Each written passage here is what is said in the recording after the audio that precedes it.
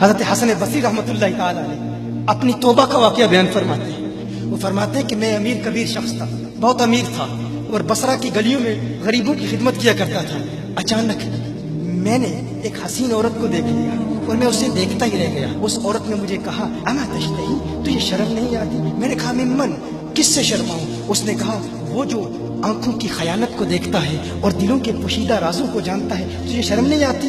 تجھے حیا نہیں آتی؟ کہا اس کا جملہ تو بہت بڑا تھا۔ حسن بصری اپنی توبہ کا واقعہ بیان فرما رہے ہیں، فرمایا اس کا جملہ تو بہت بڑا تھا لیکن وہ اتنی حسین تھی، ایسی خوبصورت تھی، میں پھر بھی مسلسل اسے دیکھتا رہا اور دیکھتا ہی رہ گیا۔ اور پھر آخر اس نے کہا کیوں بار بار مجھے دیکھتا ہے؟ میں نے اس عورت کو کہا کہ تیری آنکھیں اتنی خوبصورت ہیں کہ تیری جھیل جیسی آنکھوں میں ڈوبنے کا جی چاہتا ہے۔ اس عورت نے کہا اچھا تو ایسی بات کرتا ہے، تو یہاں انتظار کر۔ وہ عورت اپنے گھر میں چلی جاتی ہے۔ تھوڑی دیر کے بعد کہا میں انتظار کر رہا تھا۔ تھوڑی دیر کے بعد اس کی خادمہ آتی ہے، اس کے ہاتھ میں ایک تشت ہے اور اس تشت کے اندر اس پر ایک کپڑا ہے۔ کہا میں نے کپڑا اٹھایا تو اس میں اس کی 2 آنکھیں تھیں۔ اس نے اپنی 2 آنکھیں نکال کے اپنی خادمہ کو دے دی کہ اس کی وجہ سے اس کا دل دین سے دور ہوا ہے، مجھے یہ آنکھیں نہیں چاہیے۔ کہا اس پر ایک کاغذ تھا، کاغذ پر لکھا ہوا تھا مجھے ایسی آنکھوں کی ضرورت ہی نہیں جس سے ایک مرد فتنے میں مبتلا ہو جائے۔ میری بہنیں جو اس گفتگو کو سن رہی ہیں ان کی بارگاہ میں بھی عرض ہے، وہ بہنیں جو گھنٹوں آئینے کے سامنے کھڑی رہتی ہیں فقط اس نیت سے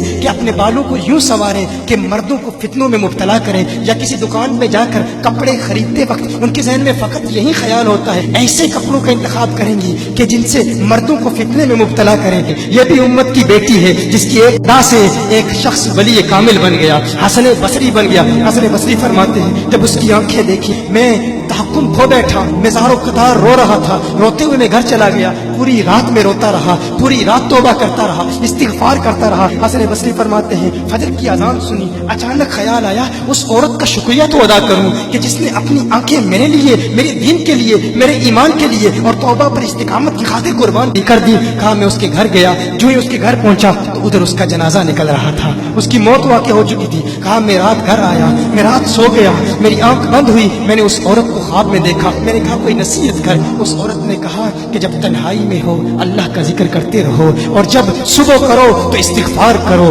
شام کے وقت استغفار پڑھو۔ کہا میں نے اس وقت توبہ کر لی، ایک عورت میری توبہ کا سبب بنی، ایک عورت کی وجہ سے مجھے توبہ پر استقامت ملی۔ یہی حسن بصری پھر وہ واقعہ بھی آتا ہے، وہ دور بھی آتا ہے، ان کا ڈر کتنا ہے، ان کا تقویٰ کتنا ہے، پرہیزگاری کتنی ہے۔ یہی حسن بصری، ایک دن ایک شخص نے حسن بصری رضی اللہ تعالی عنہ سے کہا ہے حسن بصری کیا آپ جانتے ہیں کہ جہنم سے جو شخص سب سے آخر میں جہنم سے نکالا جائے گا اور پھر یا حنانو یا منانو پڑھتا ہوا جہنم سے باہر نکلے گا؟ حسن بصری فرماتے ہیں کاش میں وہ شخص ہوتا، کاش میں وہ شخص ہوتا۔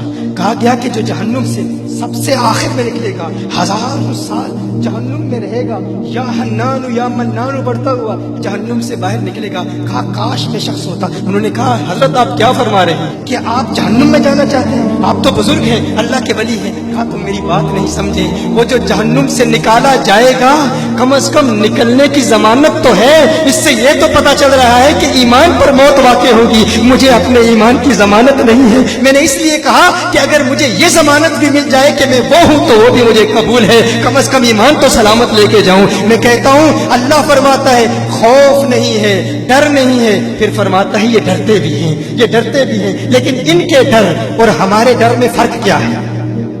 ان کے ڈر اور ہمارے ڈر میں فرق کیا ہے؟ وہ ایک سے ڈرتے ہیں، کسی دوسرے سے نہیں ڈرتے۔ فرق کیا ہے؟ وہ ایک سے ڈرتے ہیں، ایک سے ڈرتے ہیں، کسی دوسرے سے نہیں ڈرتے۔ ہم اس ایک سے نہیں ڈرتے، اسی لیے ہر ایک سے ڈرتے ہیں۔